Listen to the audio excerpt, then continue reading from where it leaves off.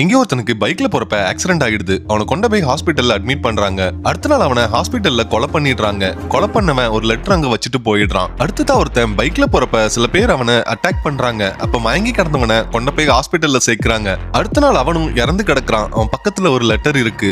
இங்க ரெஸ்டாரண்ட்ல ஒருத்தவன் ஸ்வீட் சாப்பிட்டு மயங்கி விழுந்துடுறான். அவனை கொண்டு போய் ஹாஸ்பிட்டல்ல சேர்த்து ஸ்கேன் பண்றாங்க. அடுத்த நாள் அவனும் இறந்து போயிடுறான். அவன் பக்கத்துல ஒரு லெட்டர் கிடைக்குது. இந்த லெட்டரை வச்சு இந்த 3 கொலையும் பண்ணது ஒரே ஆள் தான் போலீஸ் முடிவுக்கு வராங்க. சிசிடிவி செக் பண்ணதுல இவங்களை ஆக்சிடென்ட் பண்ணி இந்த ஹாஸ்பிட்டல்ல சேர்த்ததே அந்த கொலைகாரன் தான் தெரியுது. அந்த 3 லெட்டரையும் சேர்த்து பாக்குறப்ப இவங்களுக்கு ஒரு வாசகம் கிடைக்குது. அந்த வாசகத்தையோ அந்த ஊர்ல இருக்கிற ஒரு ஹாஸ்பிட்டல்ல இருக்கிற ஆபரேஷன் தியேட்டர்ல எழுதி வச்சிருக்காங்க. இப்ப போலீஸ் அந்த 3 பேருக்குள்ள என்ன சம்பந்தம் இருக்குன்னு தேடுறப்பதான் தெரிய வருது. இறந்து போனவங்களோட அப்பாக்கள்லாம் மெடிக்கல் காலேஜ் ஸ்டூடெண்ட்ஸ்னும் அவங்க அந்த ஆபரேஷன் தியேட்டர்ல வச்சு ஒருத்தனுக்கு ஆபரேஷன் பண்றப்ப அவனோட குரல் போச்சுனும் அதுக்காக அவன் பழிவாங்க வந்திருக்கான்னு கண்டுபிடிக்கிறாங்க. அடுத்ததா அலெக்சாண்டர் ஜேவியர்ங்கிற 2 பேரை கொலை பண்ண போறான்னு போலீஸ்க்கு தெரிய வருது.